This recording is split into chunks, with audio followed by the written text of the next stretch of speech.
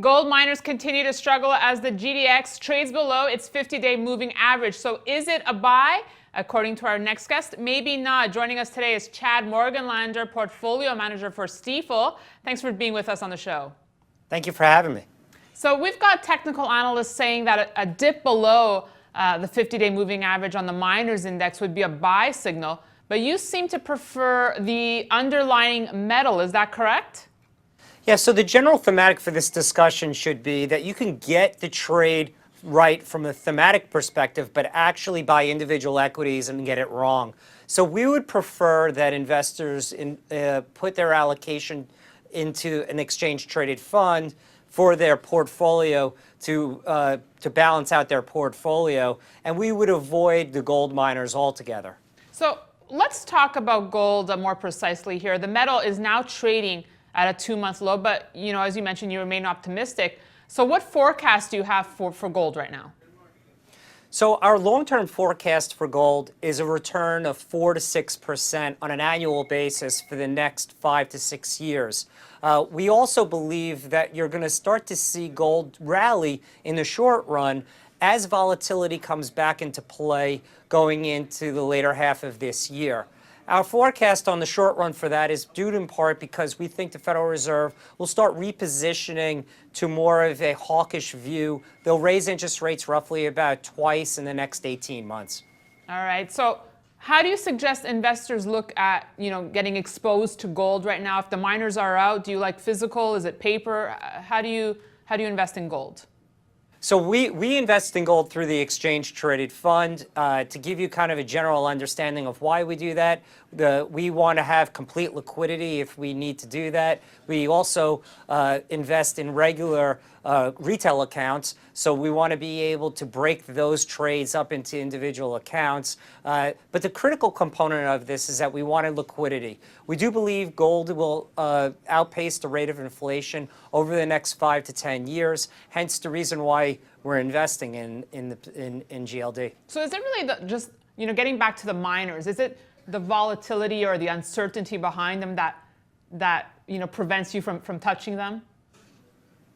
So it's a combination of 3 things. One, it's balance sheet quality of the miners. They do have a lot of debt, many of them, as many of them don't.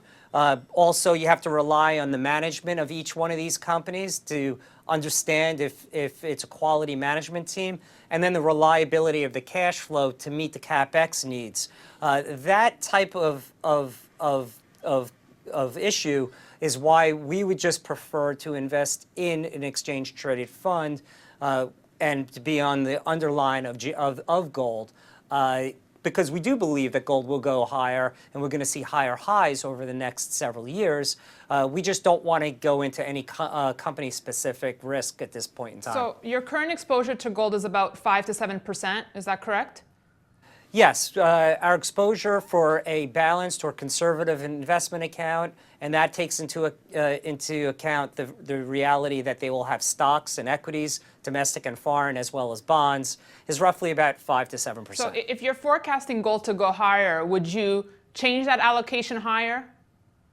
Yes, we would adjust it higher on pullbacks, but at this point in time, this is our recommended forecast. Our portfolio that we're managing is somewhat more tactical in nature, so we could increase that position over a period of time. Again, we believe volatility will come back into the marketplace for the general financial system. We're not doom and gloomers. We just believe that it's a great non-correlated asset to equities. So what else are you liking right now besides gold? Well, we would stay domestic with our exposure on the equity side as well as on the fixed income side. We believe, similar to our 5 to 6% total return, equities also have about a 4 to 5 to 6% total return over the next 5 to 10 years. So that's far off the historical mark there. We would also move up the quality spectrum when it comes to the fixed income markets. We want to be in the highest quality investment vehicles at this juncture. So we would be balanced in nature. So the balanced portfolio that we manage currently has around 45% in equity exposure, 7% in gold exposure, and the remainder, again, is in domestic high quality corporate bonds as well as individual government bonds. All right, Chad, thanks so much for joining us today. It was nice chatting with you. And thank you for watching. We have more for you later in the day, so be sure to stay tuned.